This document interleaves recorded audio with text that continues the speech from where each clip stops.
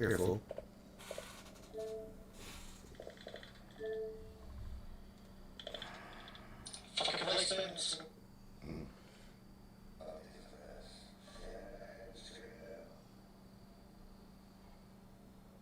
Yeah, look now.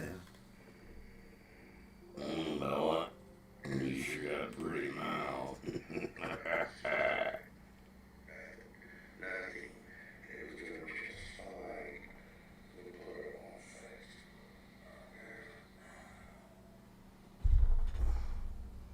That's pretty crazy. It's like he's just for a monitor. I can put your pad over there, his pad over here. I've actually tried going in and doing that, but I gotta take that arm down. Everything up, Boo. What way? You're a fool. Shut your mouth. Shut yours. Oh, Lord have mercy. See, now I don't feel like talking, man. I get like that sometimes. I was in the mood to talk, and then all that crazy shit happened. I'm trying to figure out, oh, this connection's not right. That connection's not right. I don't know how they do it. They get on there and they just, well, that's why the editing. That's why you edit videos. Yeah, that makes sense. If you just do live, you'll be up on point. You do. You do. That's how you edit. Yeah. That's how you record it and then you edit. And you put little pictures in there. Do tell.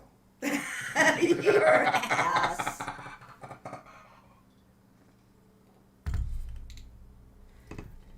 Good afternoon, everyone. Or is it evening?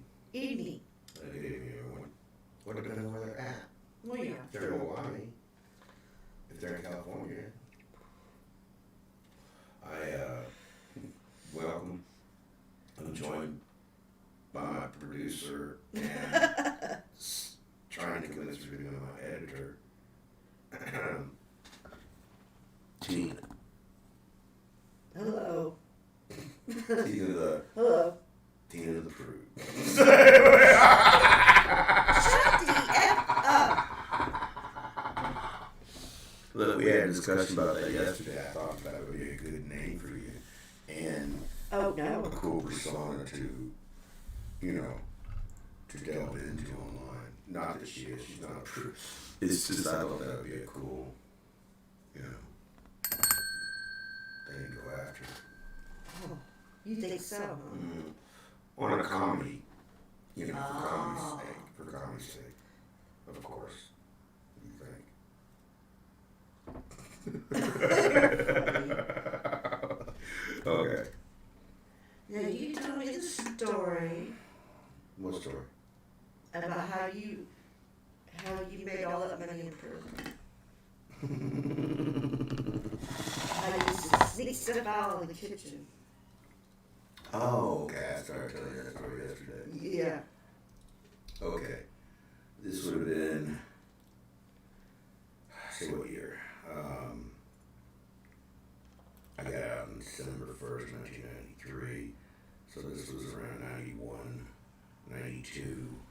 Actually, this would have been, the story I'm about to tell would have been November of 1993, right before I got out.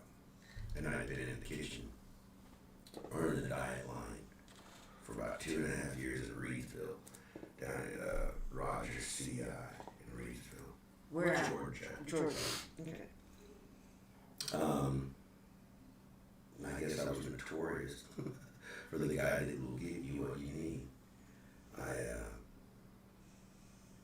I was kind of like Red Shawshank Redemption. So I had my hand in everything. I was there long enough to kind of control commerce. What was going in and out of the prison, what was being sold, what. Rogers was an interesting situation, so let me go back to that first. Rogers CI at the time, in the early 90s, was under federal mandate. It's been taken over by the feds. So it was being run like a federal camp, although it was a state camp. So we were able to stay out in the yard till, I think, 10 o'clock, 11 o'clock at night.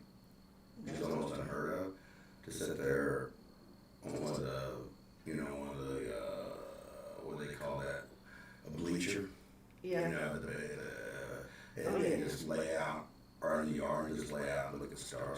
or 11 o'clock.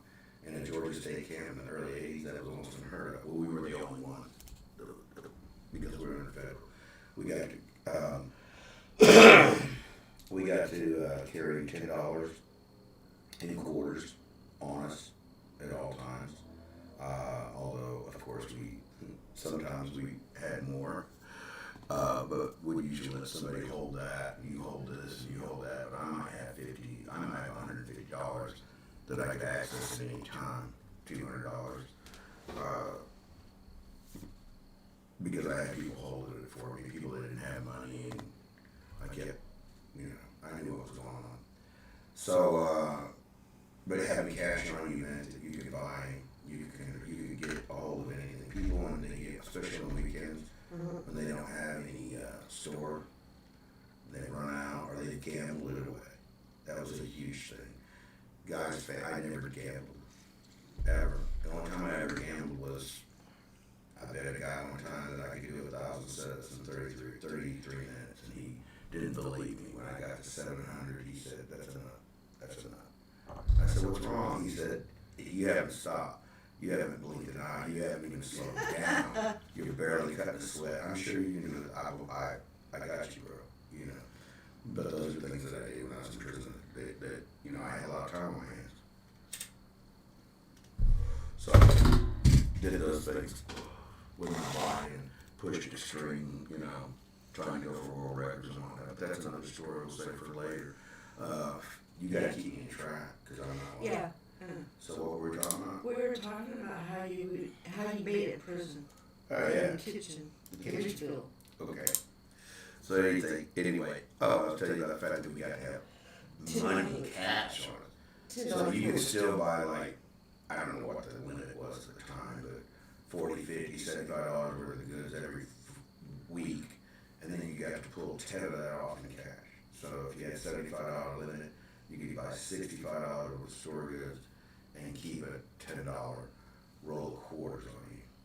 So that made gambling, that made everything very interesting at this camp because there was cash actually, not just store goods, there was cash to be exchanged. So we were able to get, wasn't a lot of drugs, but we did get drugs, mainly marijuana. We made our own hooch, we made our buck, and I controlled the in and outs of that. I had a network of guys that worked for me coming out of the kitchen to steal. See, the thing about it is we were a kitchen camp that was set up to service Georgia State Prison. Georgia State Prison was there in Reedsville too. Mm-hmm. They're known as the White Elephant. Georgia State Prison is where the longest yard was filmed. The first one, back in the 70s with the Burt Reynolds. Okay. Yeah, they filmed it there. It's a notorious prison. It's still in use today. Guys there are sent there because they have to be sent there. They can't be housed anywhere else. You're talking about guys that are never get out. And I've got stories of that too. I was down there for a brief time and I met a few gentlemen, but that's another story. But this place is on lockdown 24 hours a day. You got to come out of your cell 1 hour a day, to shower, to everything, and you were back in your cell. So, likewise, all the food was brought to them in their cell. Okay, these big plastic containers and wheeled in there. Well, that stuff came from us. We made all those meals. We put them on trucks, on 27-foot box trucks, and then we ran them up there to Reedsville, which was probably less than 10 miles down the road. And I think, and to be honest with you, I think it was about 2 miles down the road. It's hard to judge that because the years I was there, I never got to go outside the gate. I was considered a maximum security inmate. I would have been housed. They would have liked to have me at a supermax, but couldn't. There was no supermax for me. So they housed me there. I was never allowed to go outside the gate, although I had friends of mine that had life sentences. By the way, that's the only guys I hung around with in prison. All my friends didn't have life sentences. I had 15 years. It's just the real. the only real motherfuckers I could trust were guys that were, they were doing life. The rest of them just, you know, they had everyone's always got ulterior motives. True. So at least the guys that were doing life sentences, they could be trusted for one thing. They had my back. They had nothing to lose. And it just seems to be the guys that are the murderers, for some reason, were the guys that I got along with the best. I just felt like they were the best, most real. I could go into some of the stories at this point of their stories, what they told me. They were amazing, but let me try to stay on track. Yeah. Outreachville and how you got, how did you stumble stuff out of the kitchen? Oh, that's an interesting thing. Well, in Georgia, they give you these blue jackets, and you can cut the lining now. Or just cut the lining and you can load yourself up. And especially it was always easier to smuggle in the winter than it was in the summer.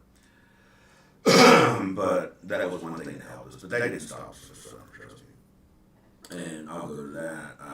I've literally taken saran wrap Yeah. and wrap guys up with things that pack their body down. But you can slip a lot of things here, slip things, just small things in your sock and run it back to the dorm. But most of the time, I would have guys go out there with a 5-gallon pail bucket. Mm-hmm. And I would slip things in there, whether it be a full salami or a bologna or loaves of bread or whatever. We would throw it in these 5-gallon buckets and then throw trash on top. Because Rizzo was set up like this in a circle. So there was a big, huge yard in the middle. And then so it was like dead man's zone. So to get to your housing, get to your dorm, you had to walk through. That was the gauntlet, you know. That's where an officer can immediately say, "Hey, what are you doing? Come here, Vinny." So what you do is, especially if you look like you're bulked up and you got stuff on you, so what you do is you don't carry anything on your body. You stick the stuff in the 5-gallon bucket and you walk your way across that yard picking up trash. That's all they're doing, picking up trash. I've done it, they've done it, my boys have done it. It worked all the time. And you walked around the back of the building and just shoved it in the window. The windows were like this, they were long, and they would kind of crack open one thing with it, and we could slip them through there and slip them through the window. It was very much set up, almost Rogers CI was set up similar to I hate to say it, but almost like a college campus. The way it was set up, like dorms, each building was kind of, you know, and I can tell you how it is when you go down, you can go down or you go up, and then each one's split off. So there's like, on each level, there's 2 long hallways, and each one of those splits off on 2 sides, and each one of those sides has like 11 men. So, or 13, 15, somewhere in there, it depends. I remember one time they came in, they cut the bunks, and it was all a little thing about how many people could be had, all blah, blah, blah. But anyway, yeah, that's how we got stuff back. We always got stuff back, man.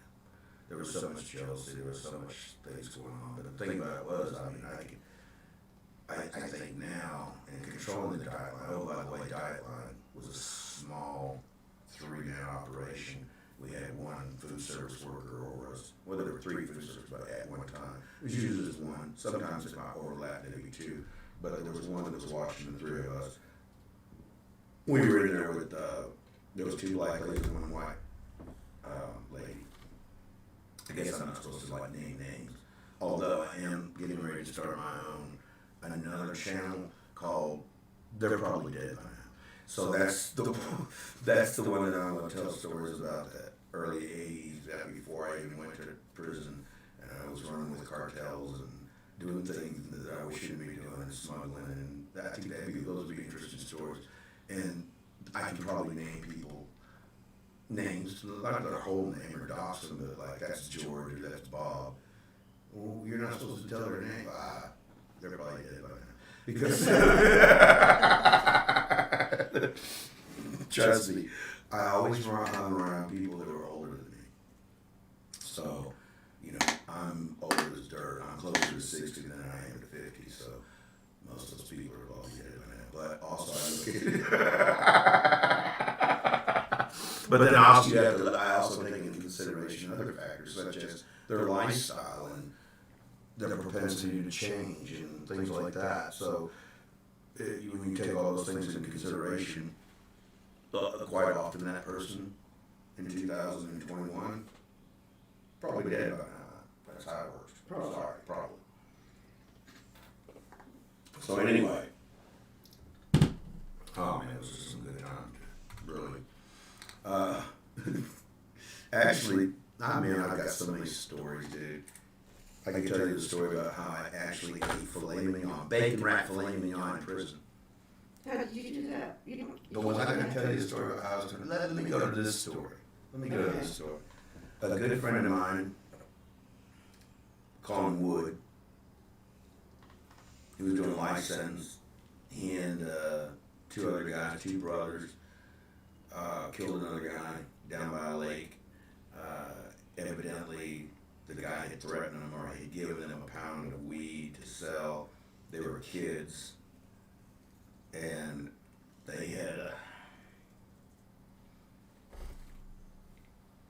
people don't understand. They're like, why do you get choked up, man?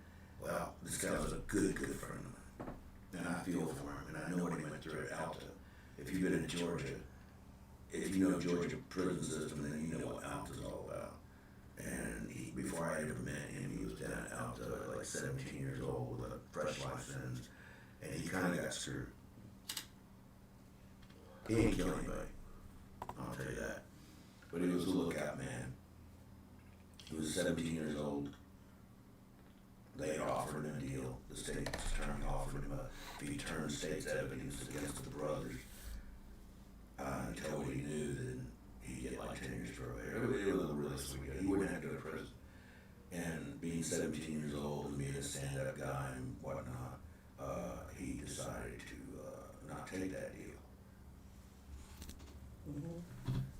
So, they prosecuted him with the other brothers, and he got a life sentence. That sucks. Yeah, especially when he literally was in a car down the road having sex with one of the girlfriends of the brothers that was waiting at the lake. Yeah. But anyway, let me get back on point with the story. My friend Wood worked as, he had a life sentence and was picked he worked in the kitchen too, but I had, like I said, I was in the diet line. It was small. There were three of us, and out there in the kitchen it was massive, because there was a lot of guys out there working in different departments, and cooks, whatnot, you name it, preps, everything. So he got picked because down in Reedsville there was this little thing out in the woods called the Warden's Clubhouse. Okay. I've never been there, but I heard it's nice. You've never been there, but I heard it's nice. Joe Wall. So they had a thing where the governor, lieutenant governor, there were a bunch of big wigs, politicians from Atlanta came down, and they had this big party at the Warden's Clubhouse there. Well, Woody was one of the guys from the kick. Wood was one of the guys that was picked to go out there and cook the meal, serve these big wigs.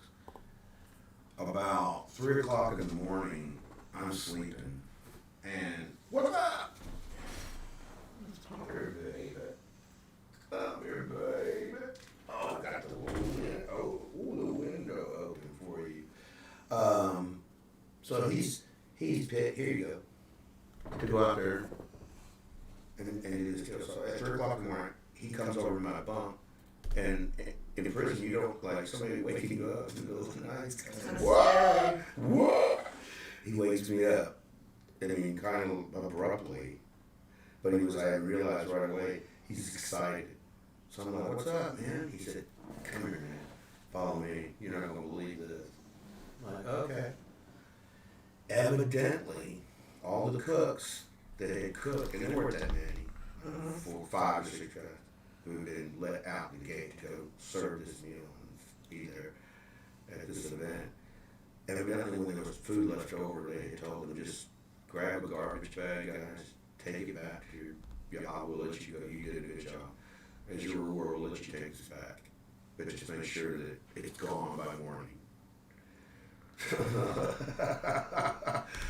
In this bag was bacon wrapped filet mignons, shrimp, like whole shrimps. Dude, at this time I've been locked up for 3.5 years. Ooh.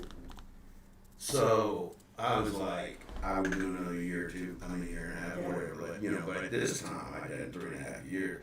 I had not seen a steak like that or a real shrimp. These are grilled shrimp is what they were. And I was like, what the fuck, are you serious? So that's another thing about Reedsville. Reedsville got a lot of donations. And we got a lot of things that nobody got to see. The inmates never saw it. We did have whole catfish one time. It was from farm-raised catfish. And evidently something happened. It closed. They donated them to us. So we cooked them off in the kitchen. They were like that big. That was a one-time thing. But I made a shitload of money off that deal. I grabbed a lot of fillets. I wrap them up and cellophane. The same thing you have. We had access to the restaurant quality stuff. Wrap them in cellophane with packets of mustard, mayonnaise, tartar sauce, and wrap them up with like 2 or 3 pieces, 4 pieces of bread. Wrap that up, and it's bundle like that would cost you $4 or $5 in cash. I sell for 3 or 4, but they knew they were getting a meal that they could share with a friend, and a friend would go, "Hey, I got $2 in cash. I got $2. Let's go get one." And I had a friend of mine that was running that shit on the yard. I won't say his name. He was a good dude, man. Could have been a professional athlete. Good football player, good guy. And he would run all night. And I was in college, and I would come out at night, and I would look, and I'd see him running across the yard. I did college 3 nights a week. Full deal from Burton Parker. Got my degree while I was there. Another degree. What else? You're gonna go through time. But there were professors that came from college out there.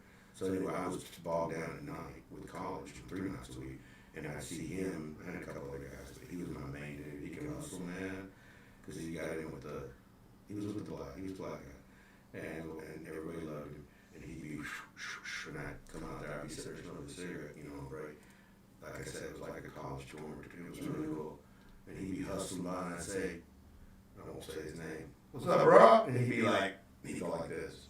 I got 2 left. I got 1 left. I got 3 left. And by the end of the night, he would come back to me when I got out of college, and he would have them all sold out, whatever it was. I'm just saying that. Whatever. I made all kinds of cool sandwiches. We made wagon wheels. Wagon wheels is another thing that I can tell you about. That we had to go into cooperation with the bakery to make the wagon wheels. The bakery had access to making these. "Oh, baby, you went out there? I'm sorry. Go ahead."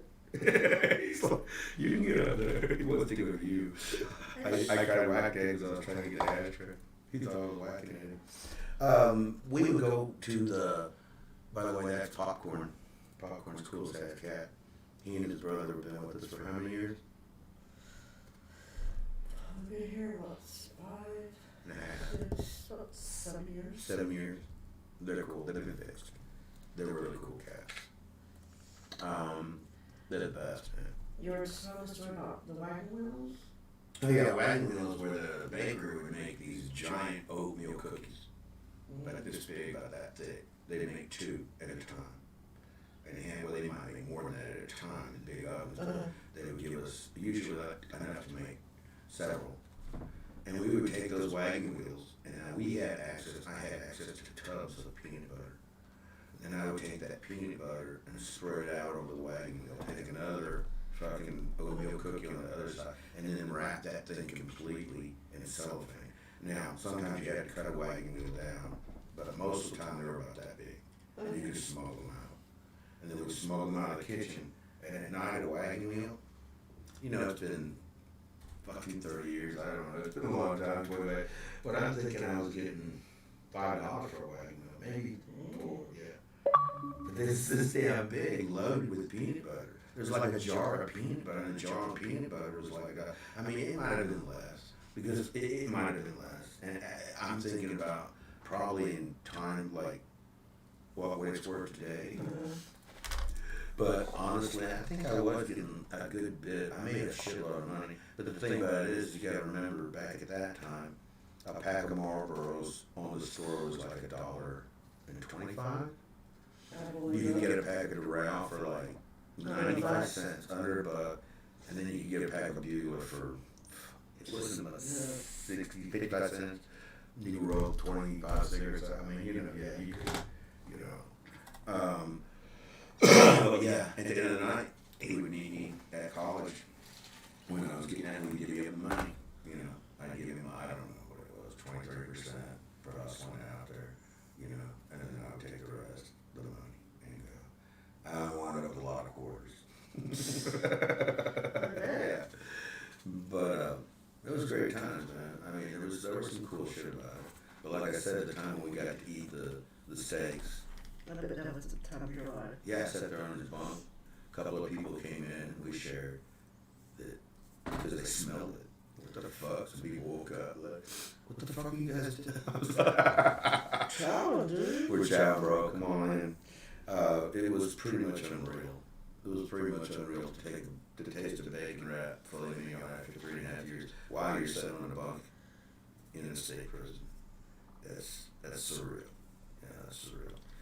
That, needless to say, that was the one and only time I ever experienced anything like that.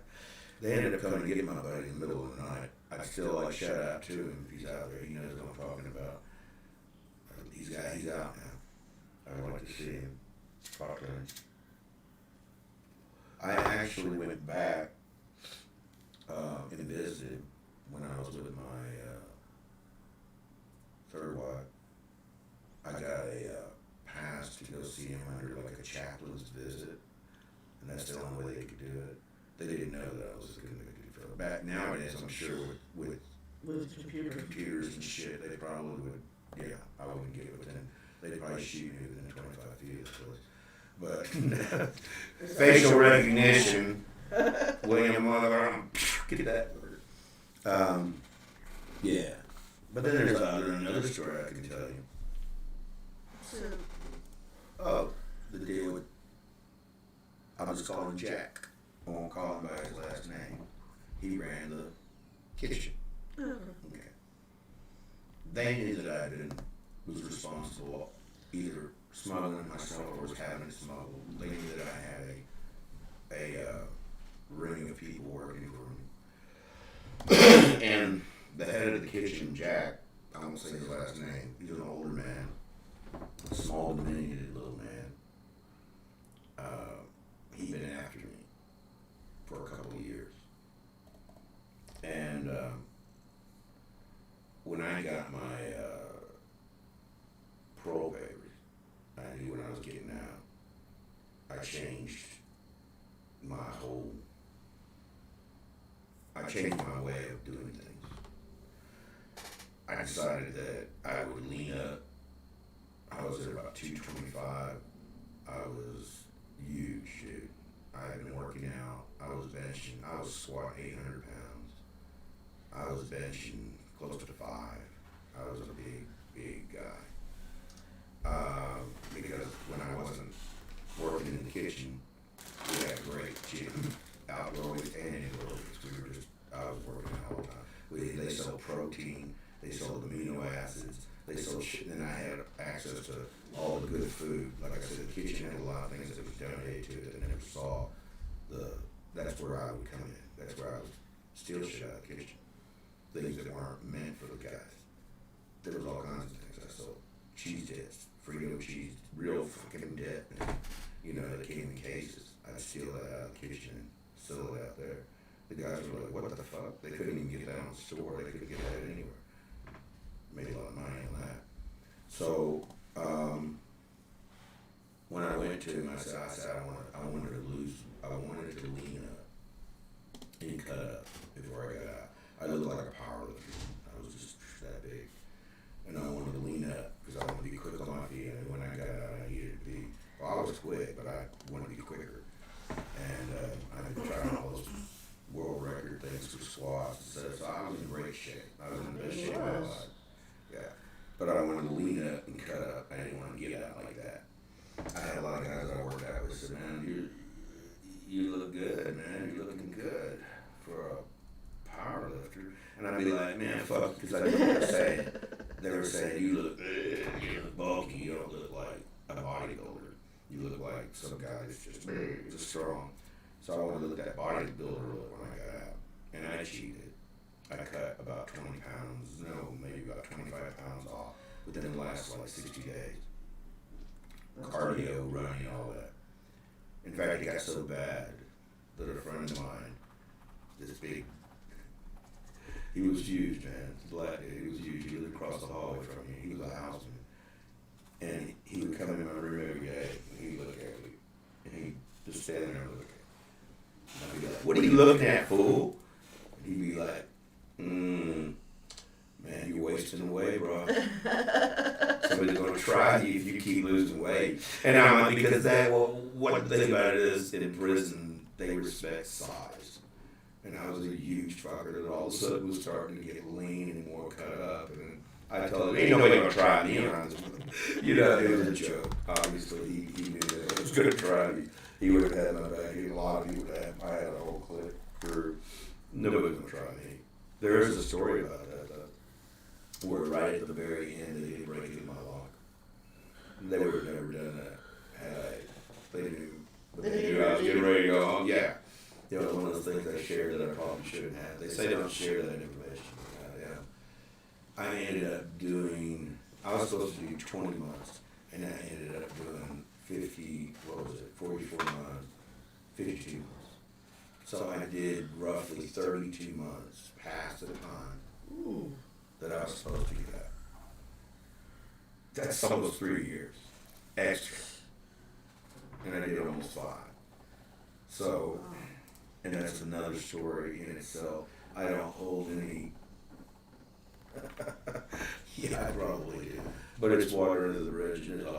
There's a couple of stories of reasons why that happened that were out of my control. One, the law has changed.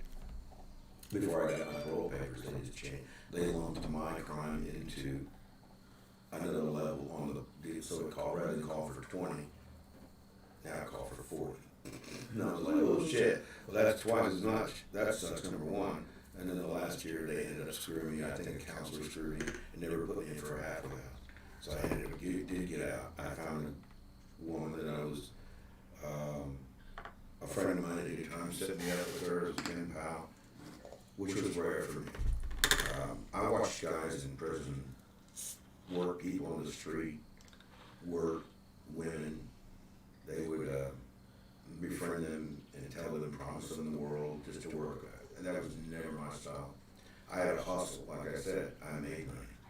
But I never, ever got into the phone thing, the phone sex, the letter. Right now, I did write sex letters for guys in prison.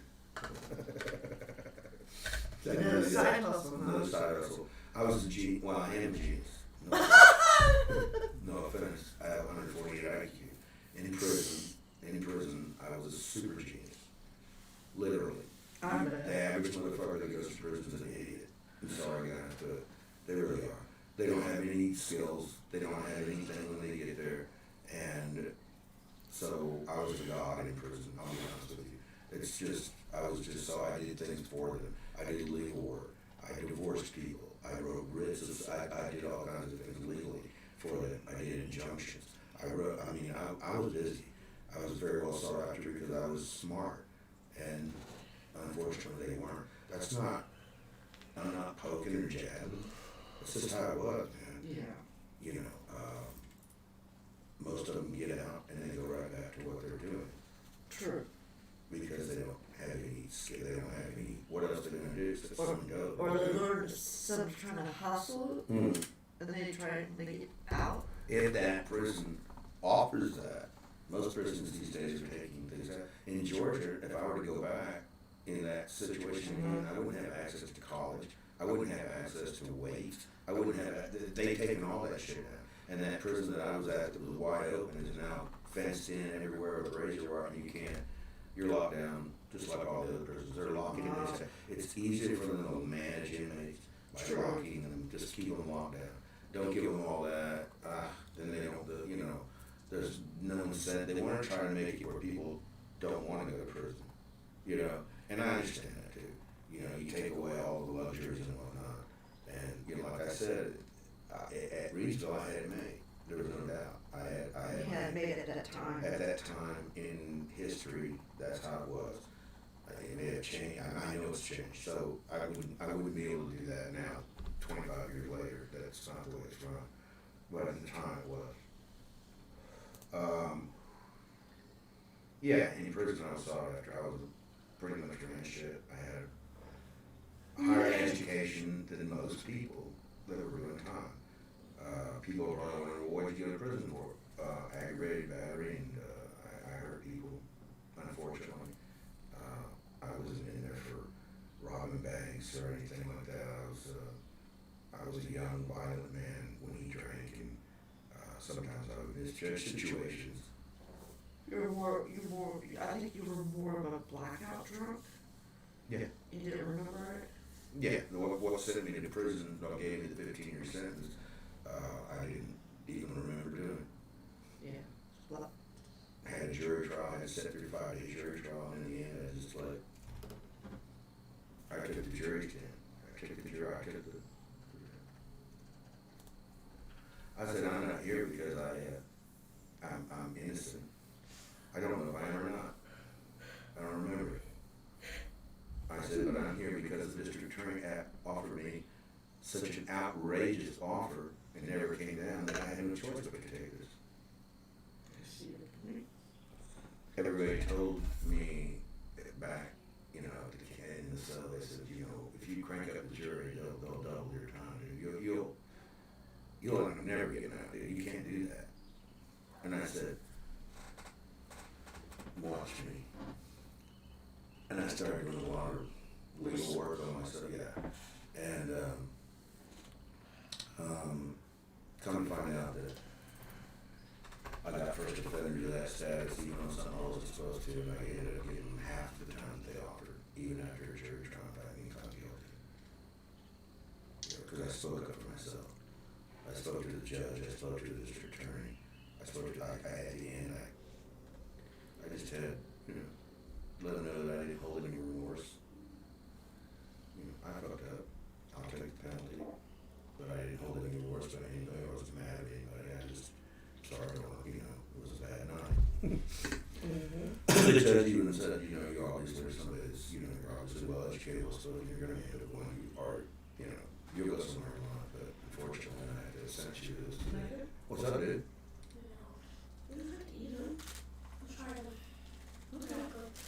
Not good. They're barbecue chips. Taste one thing. See, they're flavored. It's really super hot. They're not hot. oh, okay. What'd you get? Let me check out. Not that good. It's a new thing. Let's see. It's got a picture of a Celtics basketball star on it. I think it's got to be good.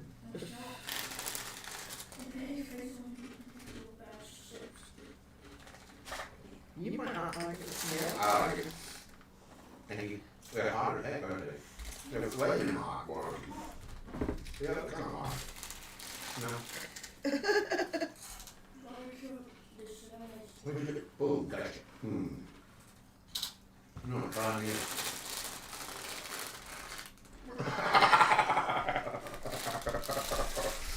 Love you, man. By the way, that's our son. And this is my son, Micah. The long-haired hippie. We're going to be a little spoiled child in the world. But he handles it well. Did you get the same thing? You get too bad. Why did you get it? They even had two his. Alright, man, thank you. He's growing his hair out for charity. That's For why charity. he's on here. Mm-hmm. We're letting him. Mm-hmm. That's what he wants to do. Yeah.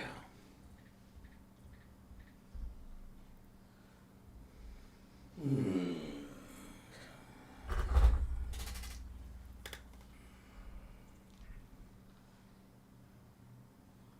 doing now? You were telling me something when you interrupted us. I know. And I forgot. We're old. We have no memory. Another reason why people edit videos. This dead time, this dead Yeah, I air. know. They have to edit that out. And that's cool. My lighting is really low. But you guys gotta understand that I don't like light. I like RGBs. I don't like bright lights simply because my eyes are really sensitive to light. I'm like a hermit crab.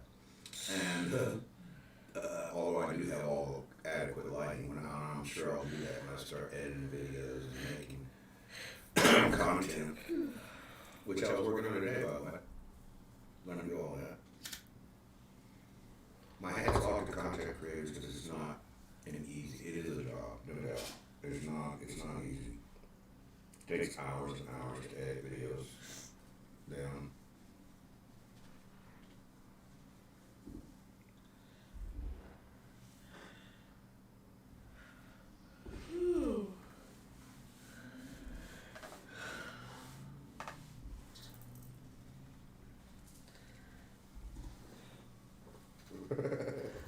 I say keep in mind I am to be used for entertainment purposes. Oh, I saw that.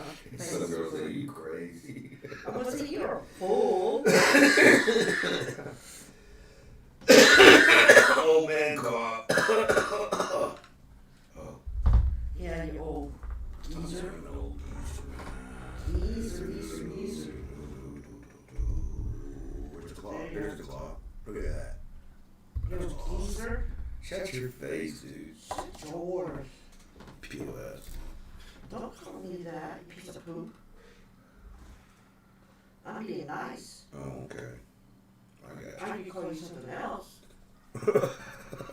By the way, this is how we handle each other's shit. We just call each other POS. And normally it's not. Just Usually it's worse. But we laugh. People just, we start doing it in front of people, and people don't just look at each other and say, what are you saying to each other? And we just laugh at each other. And they say, oh, okay. we've been together how long now? Life is 10. End of 07. Yeah. End of 07. Yes. In December.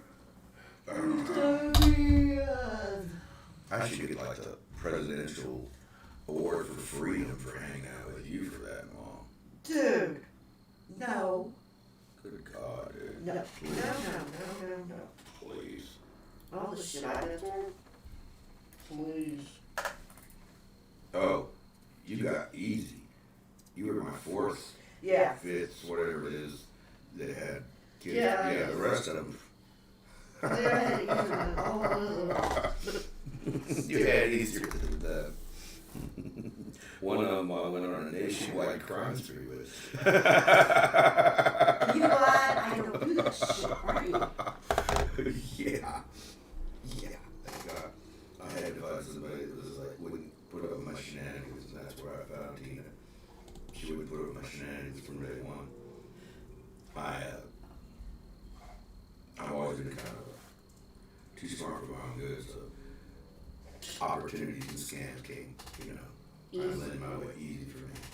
So ways to make a lot of money and whatnot. And I was always used to that with every girl I'd ever been with. Most of them, not all of them. Most of them were easy to talk into. Hey, it's because easy money is always easy to convince somebody that that's the way to go. So look at this, we can make this, and I can do this, and well, let's get on it. And especially when you throw in drugs, alcohol, things like that into the mix, people are much more apt to say, oh yeah, hell yeah, let's do that. Not me. Not her. I don't want to go to jail. She never would do that. So that I don't want to go to prison. honestly kept me, it shut me down. It made me go back and look straight in her. And my life has always been like that. I've been a leader of industry, man. I've been in boardrooms. I've been a vice president of operations, general manager of my own business. I've done real estate companies. I've done a lot of legitimate things. Don't get me wrong. Don't think I'm just, oh, he's just a fucking criminal. He's just a former criminal. Yeah, but a lot of the things I did were illegal were in conjunction with businesses I had were legitimate too. So, but irregardless, I did do a lot of legitimate good. So I had a lot of legitimate jobs, but I also did think of them in little segments of my life, like 2 or 3 years here, 3 or 4 years here, a year here. And in the meantime, I kept good, didn't I? I kept good. I did good. I did good for a while. What? Come here, Shima. Come here, fool. This is my pit bull, Shima. I don't know if you'll be able to see me. Jump up here, fool. You want to get up here? I don't think I'll get you on camera. Yeah, you get a little bit of his head. You don't want to jump. No. Come out. Get away from the RGB. Thank you. Oh, he talks. Talking with him. What? What are you doing? Oh, really? Come here. Stop, fool. Okay, and then here's Yeah. the pit bull. It's okay. It's okay. So that's the pit bulls. Come on, go. Go lay down. Go on. One's head of security for the household, that's Icon. The other's head of security for Micah. He's tasked to just protecting Micah. And he knows his job. That's his job. He knows it. Wherever Micah goes, if he goes outside, Shima goes with him. Shima always is with him, no matter where, unless we leave the property. But as long as we're here in this property, out there, I've got 3 acres out there. There's probably, well, no, it's what it is. It's Acre. no, it's an acre and a half is what it is, but we've got 3 or 4 acres right out there that aren't ours, that are in conjunction, that we don't go on yet. But for an acre and a half, but anyway, all that property, he knows all that property is, they don't look at invisible boundaries there. He knows to guard all that shit, and he watches over it. What's your rule? But it's very wooded and densely wooded around me. I like that. Yeah. But I was thinking about the other day that since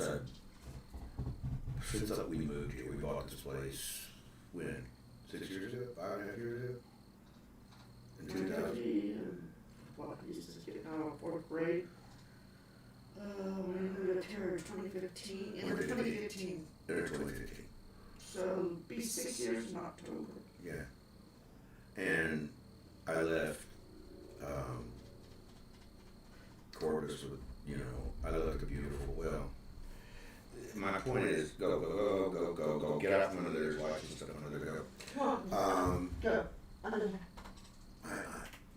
I was really outdoorsy, very outdoorsy. It's the ocean. Ocean every day. In the middle, since I own my own business, I could go to the ocean, and I did almost every day. I would hook up my jet ski in the middle of the afternoon until I had Or we to go on your little Craigslist adventures. Yep. And go on adventures and buy shit. I was just constantly Not buying to shit. eat. And I miss all that. But the thing about it is that since I've been up here, I've become, and then retired basically. I've had 3 or 4 jobs, but they only last a couple months. I had 3 GM jobs. One at a restaurant, hotel, something else, whatever. But I mean, I can't work for anybody anymore. Even in a general manager, I can't. I've become agoraphobic. In a sense, somewhat. I can go to Walmart, but for one thing, I can't drive at night anymore. And even during the day, my eyes cross. I don't know why that is. When I'm on the road, my eyes, I can't. It's very dangerous for me to drive. I guess I need to go to the eye doctor. I won't go to the eye doctor. I gotta get a tooth fixed. I won't go to the dentist. This whole COVID thing, I just stay at home and I It don't. costs so much up here. That's true too. Everything's so Oh, we had insurance. I could get insurance down there too. Oh yeah, you can get. I was paying $350 a month for insurance, and then it went $500 for that Blue Cross Blue Shield. Be self-insured. Yeah, That but was ridiculous. But but I did there's try to get those some out other of it. things. But we're a corporate, we can get it to help. Oh, I know. Corpus was good about that. So, I know. Here's Georgia's a much different thing. Georgia and Texas are two totally different worlds, but then I guess that's the same way with a lot of states. But yeah, I don't really want to go outside. I'm just getting better now that the weather's better. I'm starting to go outside more. It's pretty evident. I mean, I'm bipolar. I've been diagnosed. I'm on medication. I have a lot of different things. I've got a whole list of personality disorders. Antisocial personality. I've got a list. go. Go now! You gotta back up. I know, but he's got to be. Go! Go on, thank you. Stay. And yes, that's how I handle mine. Some people will probably bitch about, oh, he's so rude to his animals. I love those animals to death. But they won't go unless you raise your voice. She can sit there all day long and say, go, sir, go. Leave the room, leave the studio. And he won't go. So you have to raise your voice, and even then they won't let you. They don't listen to me as much as they do you. It's the voice of that command. They understand that. Oh shit. People are like that too. Sorry, I'm sad. Unfortunately. But what was I saying before I got on him? Oh, I don't know. We always do this. Shut your face. Well, we jibber jabber. Jibber jabber. I love that. I love that whole concept of jibber jabber. Because there used to be a commercial on, and it was for Skittles, and it had two guys that had sheep heads. I don't know who remembers this or not. This is so funny. And they were sheep with human heads. One was a black guy, one was a white guy, and they're sitting there talking back and forth. And the farmer goes by, and he looks over and says, "Hey, stop with all that jibber jabber over there, sheep boys." And they go, "Oh shit!" They shut up, and he walks on. Farmer walks on. It's just, I love it. This little symbol. It's kind of like Puppy Monkey Baby during the Super Bowl. Puppy Monkey Baby. I love that shit. I love it when they just do crazy shit and they put insane things together. Anyway, what was I saying, dude? That's what you're here. You're supposed to be the producer. I'm trying to remember, but I don't. But you're not remembering. So what good is it? I'm not gonna cut you a check for a producer.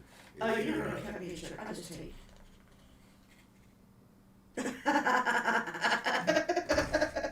I'll just take the money. Okay. Oh, good Lord. Things I put up with. Dude. We're just rambling today. We're just. Yeah.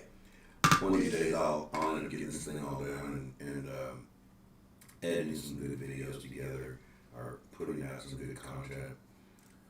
Still trying to figure all that out. I'm trying to figure out which way to go because I look at the things that I like. I like things like this, that you get something out of some kind of information. If I'm hardly ever do, I just watch things for the simple fact, and this is a comedy or a comedian or maybe a movie, but most of the things I watch on YouTube, it's like how-tos or like this is quantum physics and this is what we found out or this is what, although I do watch a lot of those mysteries. Oh, I like that. I like the murder mysteries. And so I'm thinking like, unsolved mysteries, things like that. So I'm like, well, maybe I should do things like that too. And edit things and make up and do but that takes a lot of research, which is fine. I know how to do that. Do the research, go online, make up these things. Nobody really wants to look at my mug. Anyway, Did you see what I put on there about those two girls? Did you see that on my Facebook? You should go to my Facebook. That's funny. No, I haven't. Oh, you'll laugh when I say it. When I tell you, you're going to laugh. It's a joke, of course. But people are going to be like, oh my God, this guy, he'll say anything. He's stupid. Yeah, he will say anything. He is stupid. I agree. Okay, here it is. Now, first of all, you got one. It's one of these videos. Oh yeah, With the cards. Come on, it's fine. But anyway, she's saying, "Oh, I'm beautiful too. I understand your dilemma." So then I wrote this. I understand exactly what they're both going through. Ugly people will never understand the day-to-day struggles of the aesthetically gifted. I also went through the same kind of discrimination. Being so well endowed, people just don't understand the struggle of packing around so much trousers on a daily basis. I can't wear regular shorts like other guys. My shorts have to be tailored cut off just below the knee. Looks like I'm wearing fucking culottes. The struggle is real, people. The struggle is real.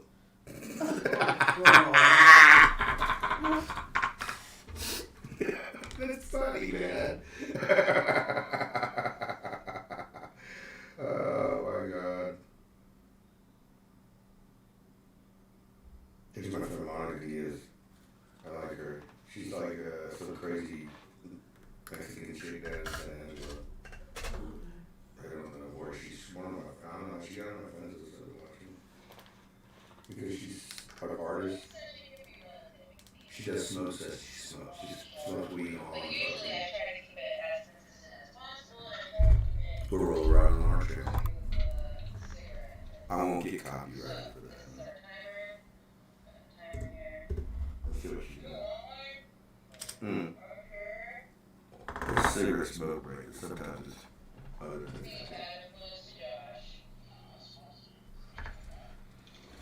I need to go buy more cigarettes. Yeah.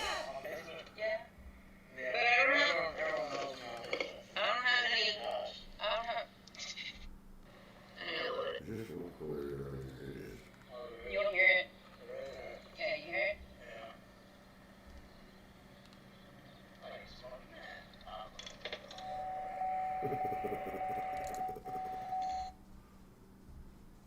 It was an hour ago. That's how people can take, smoke weed and go to work. I A lot of people do that. I can't. Really? I can't smoke anyway. But I also have people do it and function.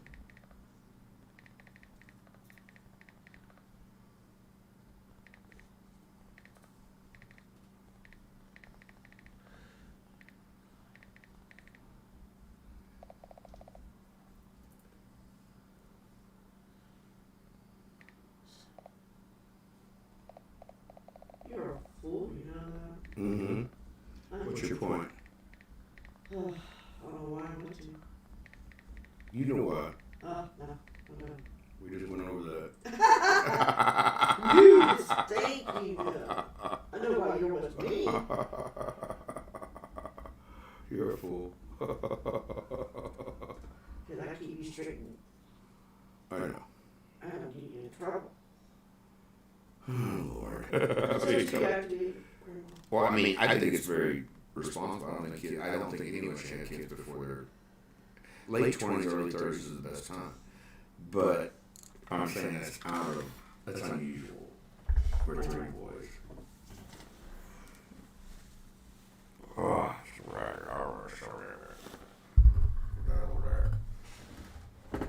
What are you mama about? I need you to go to the store for me. Oh no.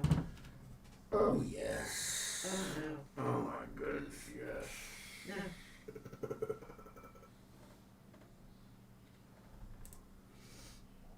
I don't like leaving the house.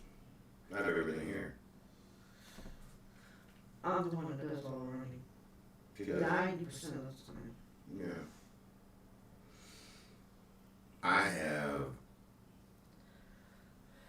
been, just been honest with myself and done the psychoanalytic on myself, analytics on myself, and tried to come up with exactly what's going on here.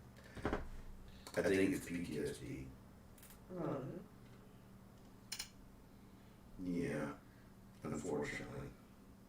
Well, that's what I was saying earlier. All these other things I've been diagnosed with, yes, PTSD I've never been diagnosed with, but obviously, after the shit that I've gone through and things I've seen and done, it's obviously left me kind of shell-shocked.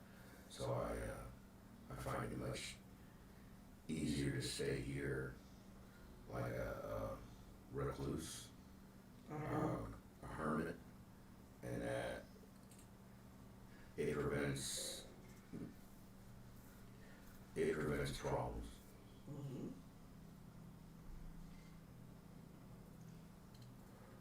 That's a sad thing to say, but people say you don't trust yourself in public, and I'm like, I don't trust other people. You never know what some asshole's gonna say to you or do to you or cut you off in traffic or whatever. And I guess that old saying, like, I'm not the one. I'm certainly not the one. I try to keep myself out of conflict and At least we're small town, so it's Yeah, I a lot love it. better. I love it. Small town, everybody's really cool. I love it. And then I hide out, so. Then I don't have to worry about, you know, taking it to that next level that I've so often been done, you know. It just depends. It depends on how you catch it, what mood you catch it in. If I didn't take my medicine that morning, if I'm already upset about something else, and I'm out and about, and somebody says something smart to me, you know, he might just not live, he may not see another day. That's how serious it is. I might not. So, I relate to people that, you know, have done a lot of time and they're kind of, a lot of people don't understand what it's like, you know, but I think it's just caught up with me in the latter years, like I'm getting older and something in me, we change. They say you change biologically like every 4 years, or 7. I think your body goes through every 7 years, so you're really not the same person you were 7 years prior. And it runs on these cycles. And evidently I've gone enough 7s underneath me that I'm not anything like I used to be, but yeah, I still harbor some resentment, anger. I'm just quick tempered, and I hate that about myself. I do. That it can escalate to another level within a blink of an eye. Like I can go from if I feel threatened, I can take it to another level so fast that people they're like, what the fuck happened? They don't know what the fuck just happened. It's like night and day. Yep. And that terrifies me because I don't want to go back to prison. So I built this 2,800 square foot compound, 5 bedrooms, 3 baths, beautiful home in the middle of nowhere, and I don't go anywhere. I just pretty much stay here. Totally different than when we were in Corpus. Totally different. I was out and about. I mean, I hardly ever just. That was called, We had a lot more money. A a lot. lot more expendable cash where you just throw away. So that made a big difference. But even if I had it right now, which at times it comes up and it comes in, I still don't want to do it. You have to drag me to Six Flags. You know, you have to drag me to take my son to go to Six Flags, which is just right down the road, 45 miles. We had to let them. It's been a couple of years. Yeah, but that one, when I worked at Jefferson. Yeah. So, or any kind of event like that. I think we went to the kayaking one time down that river and whatnot. That little, you know, that Cave was cool. Springs. Yeah, Cave Springs. But even to get me to do that, I fought against that. My son is safe here at home. I'm homeschooling him. We are homeschooling him.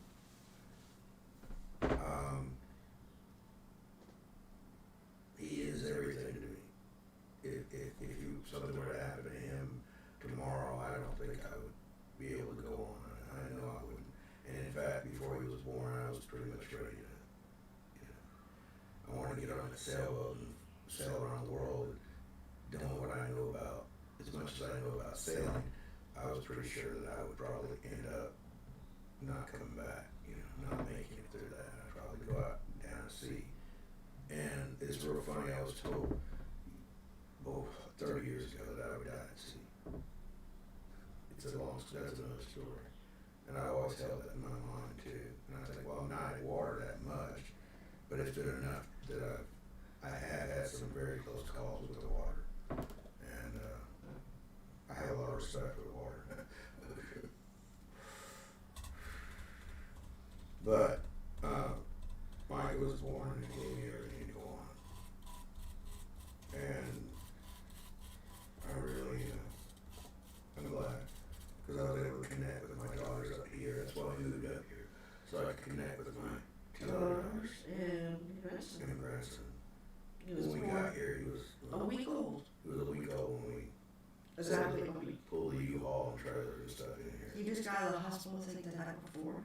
got out of hospital. He was in the hospital for a week, so he just got out the night before. And we met him the first day. I guess he He got out. got out. Yeah. And he was tiny then. Yeah, it was a really little tiny thing. Yep.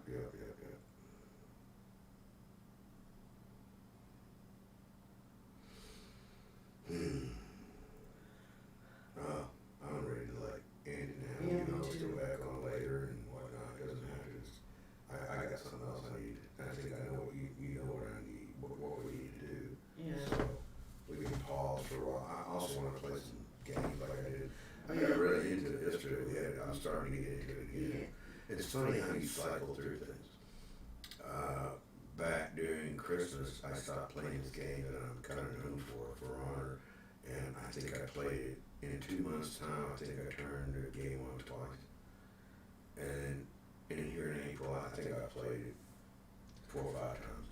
But this was a game that I was playing like every day. I mean, I built myself way up in the game, but for some reason, and that's the kind of way I am with life. I am, and I don't know why, but I have I get bored with things very quickly. It's hard for me to stay on one thing very long.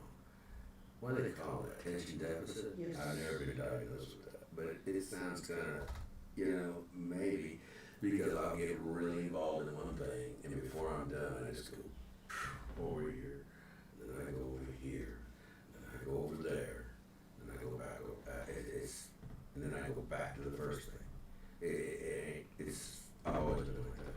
It's very hard running companies like that. It's very, very hard being a general manager of a Hampton Inn or a Courtyard or having 30 employees working for me or trying to get them to do that, especially when you're like, but I managed. When I was younger, it was a little easier. Now it's got a little bit harder. All right, I'm going to end this stream, you freak. You got anything to say before we go, producer, or sometime maybe close editor, maybe might, if you Just hit like, subscribe, and like, subscribe, and all that. I don't think they can do that. They might, I think they can. They Yeah, can- can they do can that. like it on They can. YouTube. Okay, on YouTube. We're on like, YouTube, subscribe, Twitch. follow, etc. Yay. Okay. It'll get better, trust me. It will. We're just starting. It will. It will. Oh. Oh. Yeah, that's good. Yeah.